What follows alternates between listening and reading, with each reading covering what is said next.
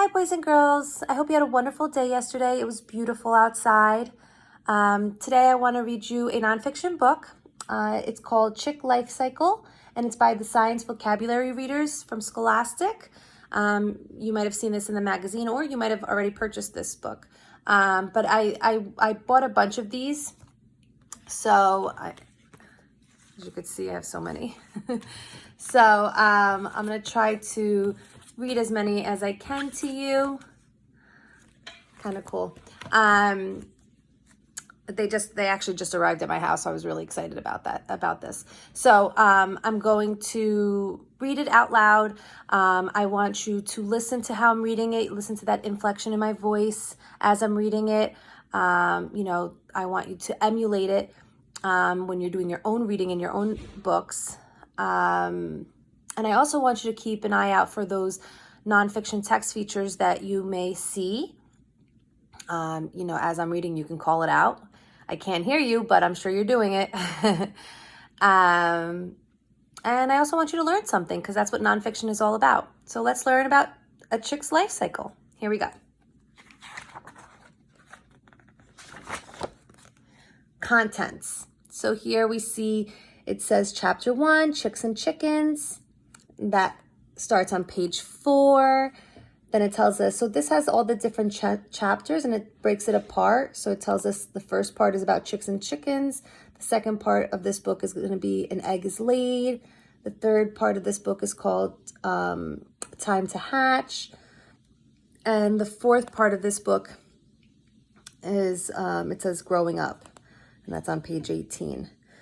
So I like this. I like looking at, I like when a nonfiction book has contents, a table of contents, because it tells me what I am going to be looking, what I'm going to be reading. And also, like, if I'm doing some kind of like research, like let's say, I wanted to find out about how an egg is laid. Well, I don't have to read chapter 1 or chapter 3 or chapter 4. I can go straight to chapter 2. I can go to the page number, because it tells me the page. So it tells me that it starts on page number 10. And it would answer any questions that I have about an egg being laid. I also love that at the bottom, it gives me the pages of the glossary and comprehension questions, because, often there are words in a book that are really, really hard, and I don't understand what they mean. So I often, in a nonfiction book, I'll stop and I'll go to the back where the glossary is, and I'll look up the word. And once I understand what the word is, then I go back to my reading and try to read it again. So I do love I love when a nonfiction book has a glossary at the end of it. Some books don't have it, but the ones that do are always my favorite, because I can look up those really hard words. So this is great. So I'm not going to pick and choose, because I want us to learn something today and this read aloud. So I'm going to start from chapter 1 and work my way all the way through. But if you wanted to just look up something that you were not quite sure about, you could just you look at the chapter and look at the page number and go from there. So this is a table of contents. All right, so here we go. Chapter 1. Cheep, cheep, cluck, cluck. This book will tell you all about chicks and chickens. A baby chicken is called a chick. An adult female chicken is called a hen. And an adult male chicken is called a rooster. Here's a hen, here are some chicks, and here's a rooster. Yep, I'm sure you guys called out labels, because yes, they're labeling so that you know exactly what they all look like, right? A hen looks very different from a rooster.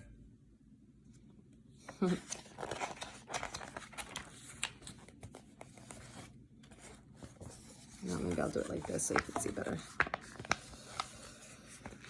All right, here we go. These pictures show 7 breeds of chickens. How is each one different? Here's a buff Brahma. Excuse me if I get this wrong. Here's a white leghorn. Here's a Derby redcap. Not all chickens look the same. There are more than 100 breeds of chickens in the world. Wow, that's amazing. So I know most of us probably know this type of chicken, right? We see a lot of this chicken. But as you can see, there's so many different ones. I like how they did a close-up and then labeled each of them.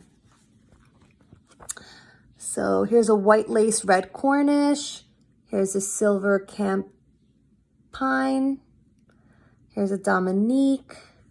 And here's a New Hampshire red.